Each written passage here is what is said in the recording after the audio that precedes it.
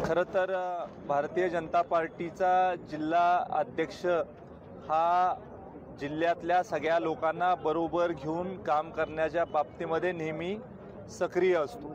भारतीय जनता पार्टीचे आत्तापर्यंत जे जिल्हा अध्यक्ष झालेले आहेत, आदरणीय भरत नाना असतील, विक्रमजी पावसकर साहेब असतील, धैर्यशील दादा असतील, आमदार जयकुमार गोरे साहेब त्या काळामध्ये असतील, सगळ्या लोकांनी पक्षाच्या सगळ्या कार्यकर्त्यांना बरोबर घेऊन काम करण्याची भूमिका आजपर्यंत ठेवलेली आहे। खरं तर जिल्हा अध्यक्ष पदासाठी मी इच्छुक नव्हतो।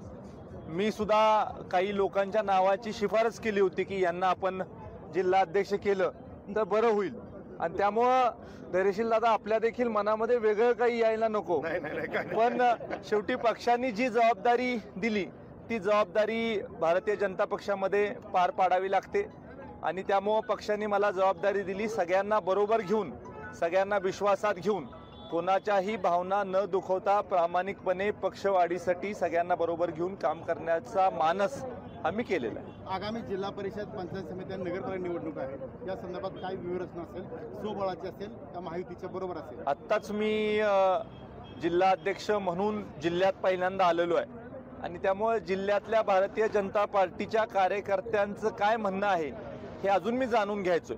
त्यामुळे ते आधी जाणून घेतो, आणि मग जाणून घेतल्यानंतर जिल्ह्यातल्या भारतीय जनता पार्टीच्या आणि महायुतीच्या कार्यकर्त्यांच्या भावना ज्या आहेत त्या पक्षश्रेष्ठीपर्यंत आम्ही कळवू, आणि शेवटी पक्षश्रेष्ठी जे म्हणेल, जे सांगेल त्या पद्धतीनं भूमिका घेण्याच्या बाबतीमधला माझा प्रयत्न राहील।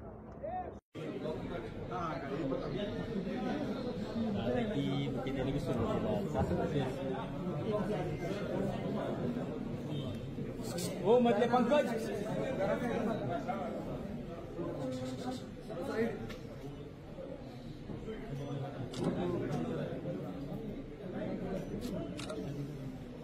दादा कुठं म्हणजे घालतोय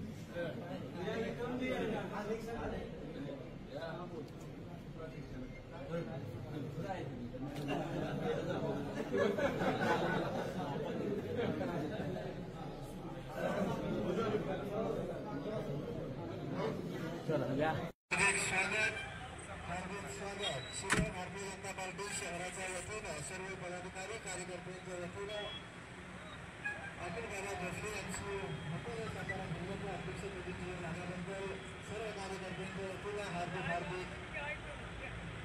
अभिनंदन. अखिल दादा भोसले यांच्या नेतृत्वाखाली सातारा जिल्ह्यामध्ये भारतीय जनता पार्टीचा हा संचालक हा रथ अशीच चालत राहील. आगामी सर्व निवडणुकांमध्ये अखिल दादाच्या नेतृत्वाखाली भारतीय जनता पार्टीला सातारा जिल्ह्यामध्ये नक्कीच मिळेल. त्यांचं नेतृत्व त्यांचं कर्तव्य सर्व कार्यकर्त्यांना कायम पाठीशी राहील. अखिल दादांचं हार्दिक अभिनंदन.